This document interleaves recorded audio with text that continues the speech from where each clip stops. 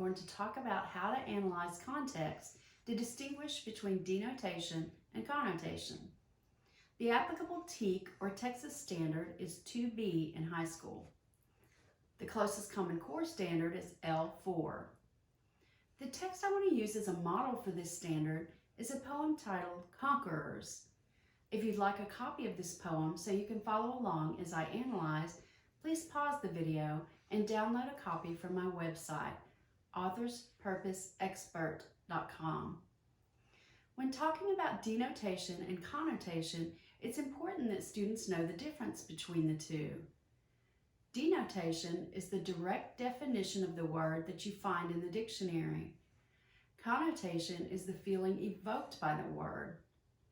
In order to help my students remember them, I point out that denotation equals dictionary and connotation equals feelings.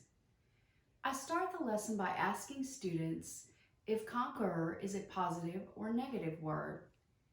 The answers will usually vary. What does the word make you feel?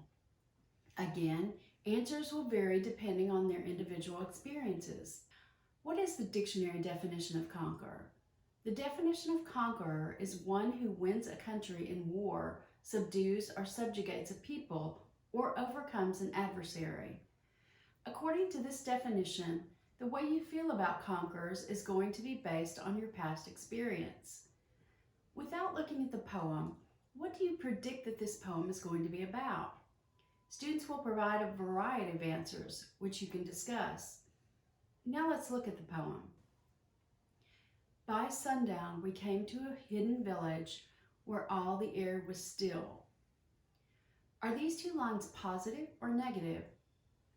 These two lines tend to be more positive due to the words sundown, hidden village, and still.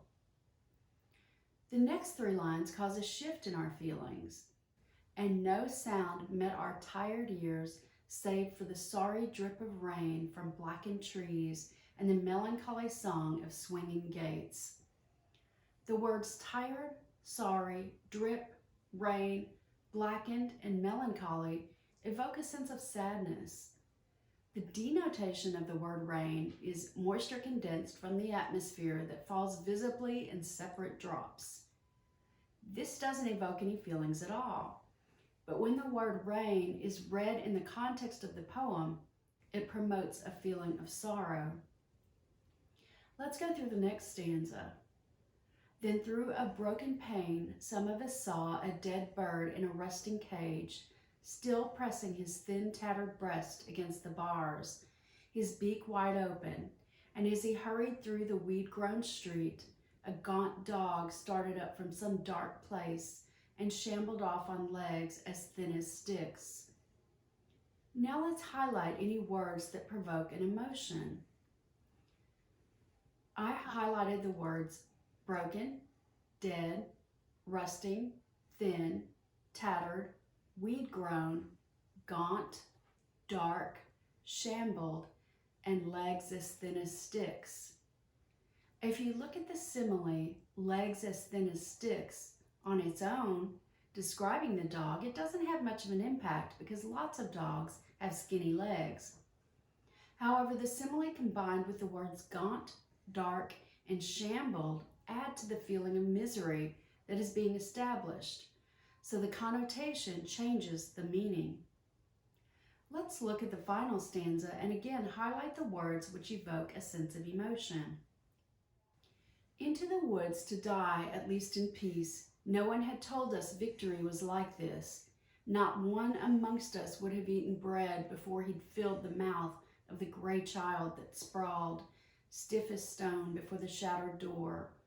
There was not one of us who did not think of home. The words I highlighted are die, peace, victory, gray, sprawled, stiff as stone, shattered, and home. Although most of the words provoke a negative feeling, the poet provides contrast with the words peace, victory, and home. The contrast of these words of comfort creates a stronger emotion to the devastation that they are witnessing. Notice how the mood of the poem has gotten progressively worse with each stanza. What does the poet mean by the term gray child? He means that the child is dead after having been killed during the invasion and is lying in a doorway. The poet uses another simile saying the child is as stiff as stone. What feeling does this horrifying image evoke for the soldiers? It causes the soldiers to think about their home and their own children.